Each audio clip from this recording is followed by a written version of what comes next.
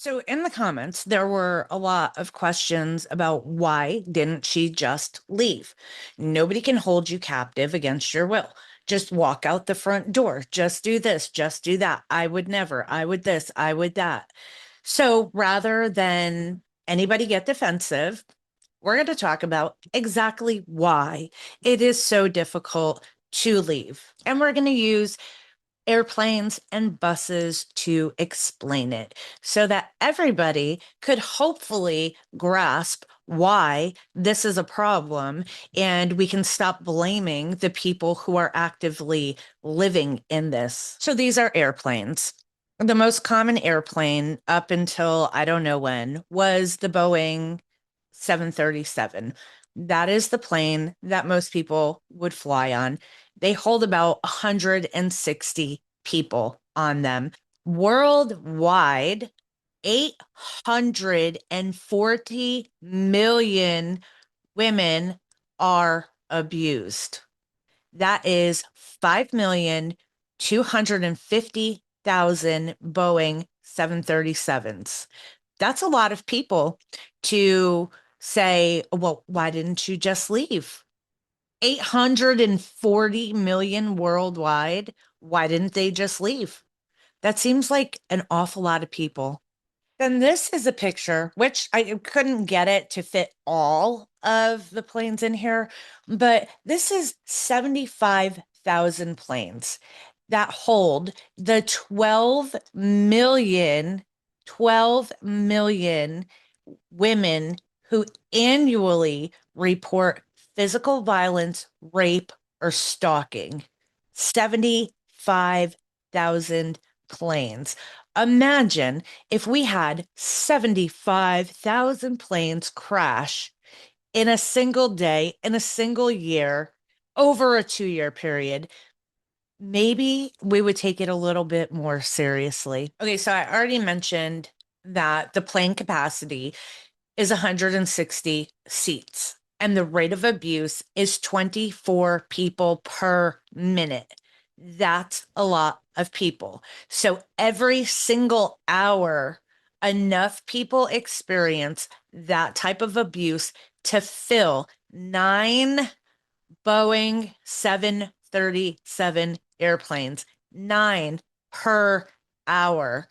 Again, that's a lot of people who are experiencing abuse. Why didn't they just leave? And this is probably why people have a hard time leaving, because this is children now, daily victims. Approximately 1,450 children are confirmed, not maybe, not what if, not, I don't know if I should call actual confirmed victims. That's 532,000 cases, according to the National Children's Alliance, a year just in the United States. That's it, just in the United States. They get over 4 million calls a year. And I know that there are a lot of you who no one ever called, no one ever did anything. You just sat there and you dealt with it, and nobody was coming for you. And you're not reflected in these statistics. About 21 school buses per day, 21 per day of children that we know are being abused. That's 7,389 per year. And then there's fatalities. And those fatalities are 26 school buses a year of children who didn't survive the abuse. Now, globally, which is everybody, 1.6 billion, with a B, billion children a year. That is 22,222,223 school buses per year filled with children who have been abused. Then globally, there are 131,400 children who don't survive the abuse. For them, we would need 1,825 school buses for the children who didn't make it. That is absolutely horrific. So when we talk about why somebody didn't tell, why you stay in the relationship, because it's so common. Abuse is unfortunately so common that we often don't see it. And that is exactly why I do what I do, why I live and breathe this stuff on a daily basis, because it's disgusting and it needs to stop. So, this is what I do for those of you who said, oh, most of these people don't go to therapy and stuff like that. Yeah, I get it. I get it. Most people don't. Most people who have been through these situations, yeah, there's a lot of shame and there's a lot of childhood programming around seeking help.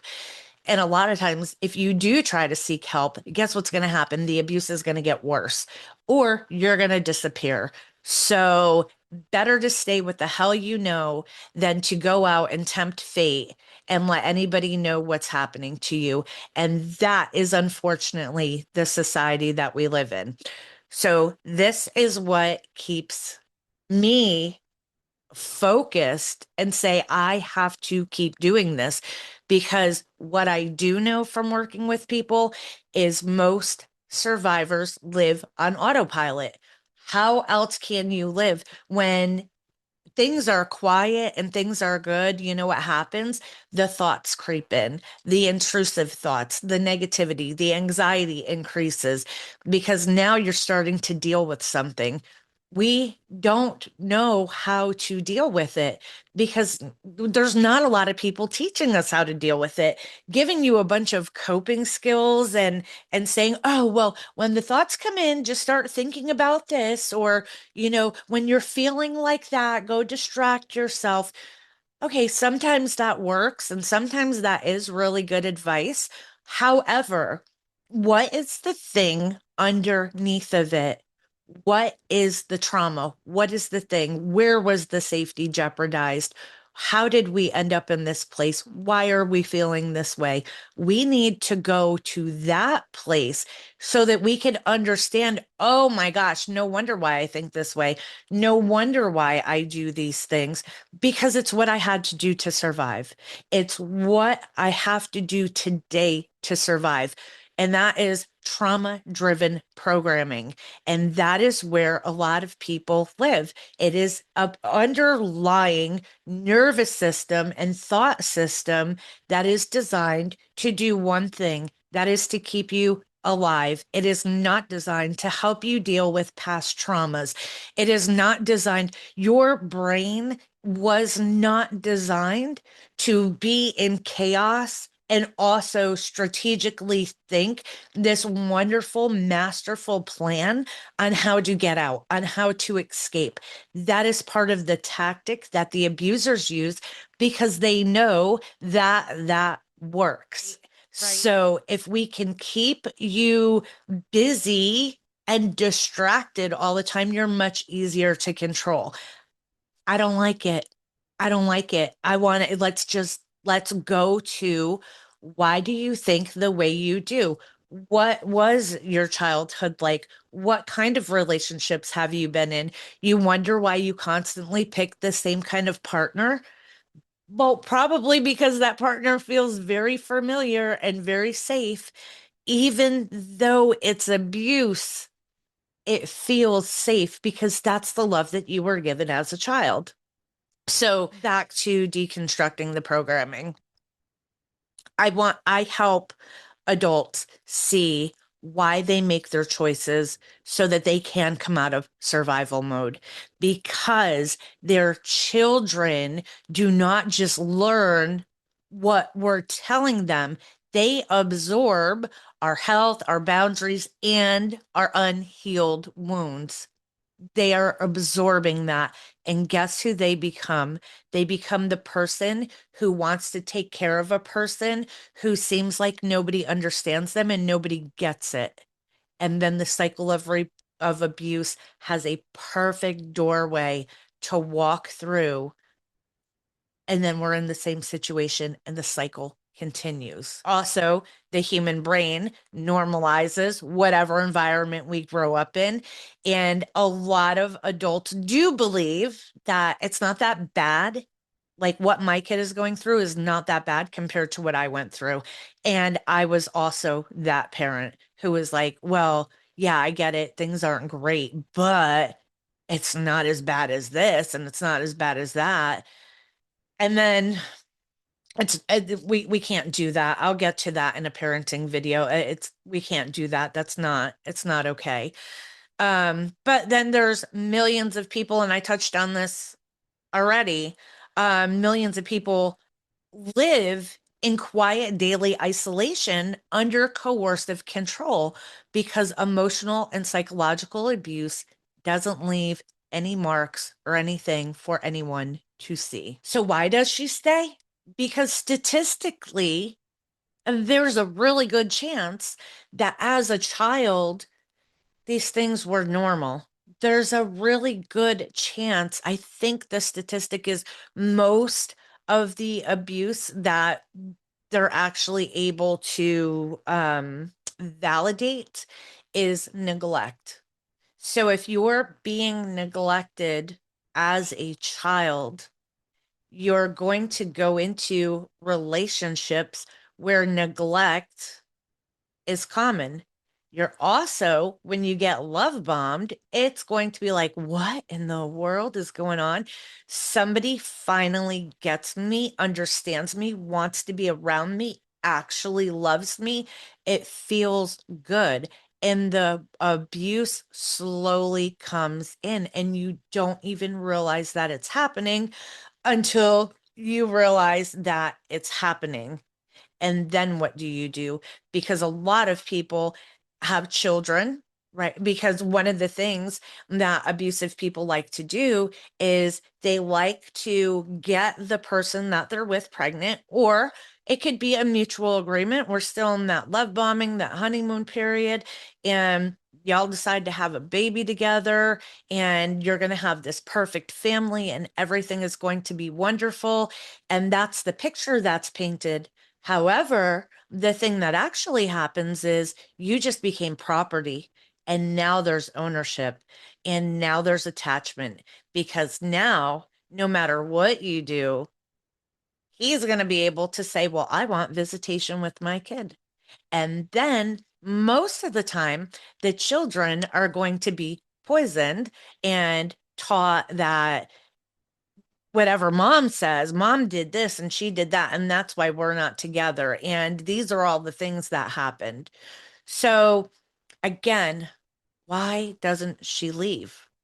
Because sometimes leaving is harder because it's the hell you don't know. What are you going to do? How are you going to support yourself? How are you going to take care of your kids? What if your kids are little? What if they're 2 years old, 3 years old, a newborn? What if they're seven? What if they have special needs? You're going to leave and then send your kid for 2 weeks in the summer or every weekend. Even when you leave, they're still going to be part of the situation when there's children involved. I'm not saying to stay, but for those of you who have been hypercritical of people who stay, first, I'm really happy that there are some of you out there who have no concept and cannot understand like what is going on. That's hopeful, because your lack of understanding and your lack of empathy actually tells me that maybe there are some places out there, some homes out there where people are being raised in a healthier environment. Although I might challenge that the rigidity of that thinking and making passive aggressive statements towards people who are victims might make me think that there's something else that maybe hasn't been discovered yet. But I'm not here to diagnose anybody through comments. I legally cannot do that. So I'm just saying what it seems to be or appears to be or could be. And that's that on that topic. So I wrote my stuff down on a notebook instead of using a teleprompter today. And let's see. Whenever, why doesn't she just leave? That's like, that is such an abusive comment in itself. Like, unless you're genuinely asking the question of why don't they leave? Because that's the question I ask. And that's how I came up with deconstructing the programming, right? Because I had to ask what's happening that people are not leaving. And oh, actually, let me tell you. See, this is what happens when I don't use a teleprompter is I want to tell you everything and I lose focus. But this is relevant to the story. Why don't they leave? So there is a family that I met, and there is a sister. And the sister is in a relationship where she is being severely abused, coercive control. The guy really seems like he has antisocial personality disorder, which is something I noticed a lot of people use the term psychopath and sociopath like in the comments, which is fine because that is something that's used out there in forensic work and some research. However, in psychotherapy, psychiatry, psychology, typically, well, I guess that's not in the DSM. Okay. It's not. It's not a diagnosis. Psychopath and sociopath, it's not a diagnosis that can be given to somebody. Typically, people with coercive control behaviors, some malignant narcissistic behaviors, a lot of those typically fall under antisocial personality disorder. So if you don't know what that is, I would say go and look that up. Or maybe I'll put something in the description that breaks it down for you what the differences are. But this family, so the guy, absolutely antisocial personality disorder. And although I can't diagnose him, he's never been my client. So let's just to be clear. So she's with this abusive guy and she's lost her children and she's still with him. And a lot of people might look at that and say, why doesn't she leave? Why doesn't she just go? Let me tell you what I've seen. This man keeps this woman so busy all the time. There are crises daily, every single day. You got to call this person. You got to go do this. You got to go do that. My friend needs a ride. This person needs this. My daughter needs that. My aunt needs this. My cousin needs that. Don't forget to make dinner. Meanwhile, she's the only person who's working, and her job does not produce a lot of income. So she's in this world where she doesn't produce a lot of income and she has to meet these needs and she has lost her children. And you might say, what? Like, why didn't she just wake up? Like, you lost your kids. What is going on? That, like, how are you even functioning? Okay. So he keeps her busy. He tells her things like, oh, I contacted a lawyer. I filed a motion. I got a restraining order. I did this. I did that. He tells her that he's done all these things. He has not done any of the things that he tells her. So, how does she not see that? How does she not know? She has shown up to court to argue, that she wants her kids, and he did, he did something and told her a wrong court date or that she didn't have to go because he hired a lawyer and the lawyer was going to show up, but there never really was a lawyer. And then the next thing she knew was she found out that temporary custody had been given to somebody else. So it might sound like, but what is going on? This is ridiculous. Okay, so this man also uses substances to keep her locked down. So what he did was she would have a drink and set her glass down and he would walk over and fill it back up. And obviously, like, should we know? Yeah, but are you really paying attention to that? You're out somewhere, you're having a good time, you have people over, something's going on. So you drink and then he gives you more and more and more. But inside of the drink, there's also some stuff that makes you fall asleep. And then he wakes you up during the sleeping. And I've actually seen videos of her being knocked out and him like slapping her in the face and screaming at her while a 2 to 3 year old, I'm guessing he was probably like 2 to 3 year old child, is in bed sleeping with them, with her, with the mom. And the little kid wakes up and starts wiping the mom's eyes. Let me tell you about devastating. So the child has been programmed to take care of the parent who sees the abuse, woken up in the middle of the night. The woman is not allowed to sleep. He constantly keeps her going. He's added things to her drinks. There is a golden rule that I heard of that happens in this house. If she says anything, then it's going to be like an execution of everybody, and she's going to have to watch him do this to her children and her family and everybody that she loves. So she thinks that by staying, she's protecting everybody else. So her staying, and again, I wish she would leave. That would be the best thing, right? But her staying could possibly be the biggest self-sacrifice that I've ever seen, because she's enduring the pain of not having her children and living in abuse to protect her children from execution, to protect her family from being harmed. That could be what's going on.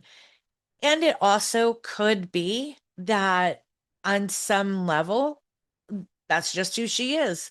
But from what I've learned from the people who have been around her, who've seen her grow up, um, she is a loving, caring, compassionate person and was not like this before that relationship. So why don't people leave? Because it's a lot harder to just leave when they're domestic violence shelters, for example. What do they do now? They allow you to bring your pet to the shelter now, because so many people have threatened to euthanize the animal. And I'm using that instead of all the ways that they describe how they would get rid of the animal if the person left. And there are people who actively abuse the pet in front of the people so that it sends a message of like, if they could do that to the dog or to the cat, what are they going to do to me? Because the dog and the cat really don't ever do anything wrong. So why don't people leave? People don't leave because it's terrifying and it's isolating. And that puts us in a situation of, instead of blaming the victim, maybe we should ask, what can I do? Because if I can see it and I know they can't see it, what can I do? How can I help that situation? And there's a couple ways that you can do that. The first one is, don't give ultimatums, because the person cannot rationally think it through. And depending on how long they've been living with this type of torture and violence and things going on, we don't know what the programming is that's happening. I have seen women who have left and spend the next 6 months having nightmares every single night, every day. They develop a level of paranoia because they are not sure when the other person, when he's going to show up, when that moment is going to arrive, and everything that he said was going to happen is going to happen. And they want to change their names and their identity. It's a whole entire thing. So what we don't want to do is give ultimatums. What you do want to do is stay present, stay involved as much as you can. Even if they say, I'm not talking to you anymore, or it's causing issues in the relationship, stay present. Because even if it's a phone call once every 2 weeks or something, there's some contact, and the abusive person knows that there is still somebody who's hanging on. There is still somebody who cares. And the person who's being abused will, might not take you up on it, but they'll know like somebody else is there. And when that moment arrives of when they're done, they know that they have somebody to call. And I'll tell you, it is very painful. I know this from personal experience.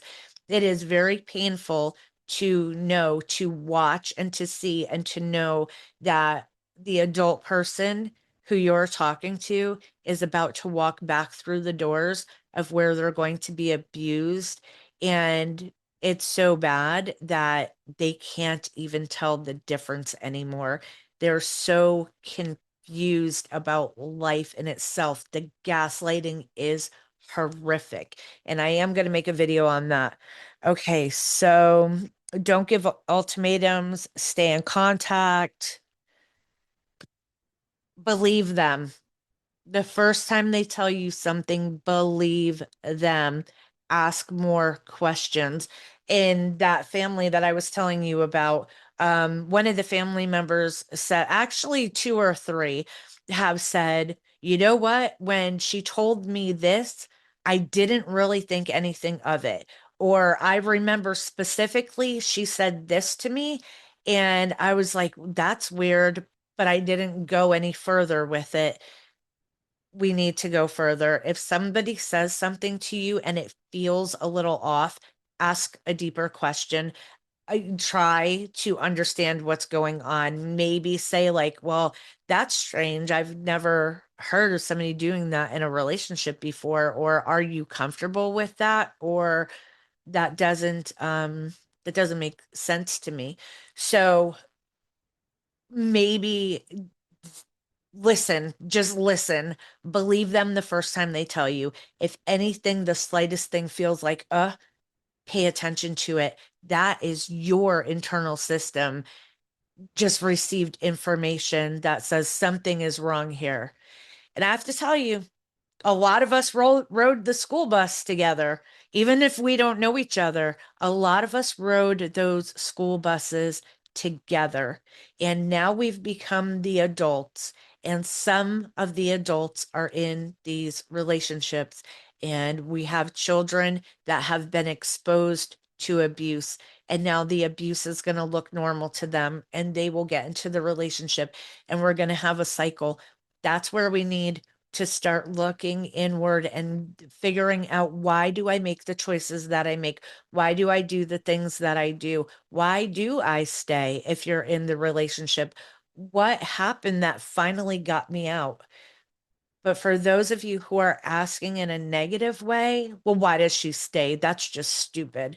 I get it. Sometimes, you have to have a hard heart, because if you were a little softer with that, then you might, if you had a little empathy, you might actually feel the depth of the problem and the depth of the pain that is circulating on a daily basis in our country and worldwide. And that's a lot to carry. It's very heavy, to carry, but we can't be silent either. We also have to speak up and do what we can do. And I'm not saying to jeopardize your own safety to help, but there are things that we can do that don't include being negative towards people who are literally just trying to survive. And for some of those people, this started at birth, and they're in their 40s or their 50s, and they've never known anything different. And actually, I've had a lady in her 70s abused on a daily basis. Um, she didn't see it until we started cleaning the glasses that she was looking through. So, birth to 40 years, 50 or 60, 70 years, whatever it is, even if you're 24 years old, you're in the highest possibility of experiencing abuse, in that age group. We've got to talk about it, and not just talk about it, but help people understand how to think about it, how to go within themselves and figure out what happened, that these are the decisions that I'm making, and that is not victim blaming. It might sound like it, like, "Oh, well, now you're asking me to ask questions about why I stayed, so you're saying it's my fault." It's not what I'm saying. What I'm saying is we both know that the situation is not right, and we both know that it's unhealthy, and in order for you to not end up in another unhealthy relationship, we have to understand what decisions led to coming into this relationship to begin with. Where did that come from? Where were you not seen, not loved, not heard? Everything I do is about looking at the person with compassion and understanding and working. I don't care about the decisions. I care about the harm that is being caused to people that then harms children who then repeat the cycles. That is what I care about. So I'm all for we've got to get to the root and we've got to ask the right questions. Now, this video has gone probably entirely too long, but it is what it is. And if you made it this far, thank you. I appreciate you. And I'm going to jump back into the comments and start answering other questions. But this one really hit a nerve with me. Why doesn't she just leave? Now you know why. Because we have 75,000 airplanes and school buses simultaneously on a daily basis filling up with people who are being abused, and it's making abuse look very, very normal, and it's not normal and it's not okay. That's what I've got. Thank you for watching.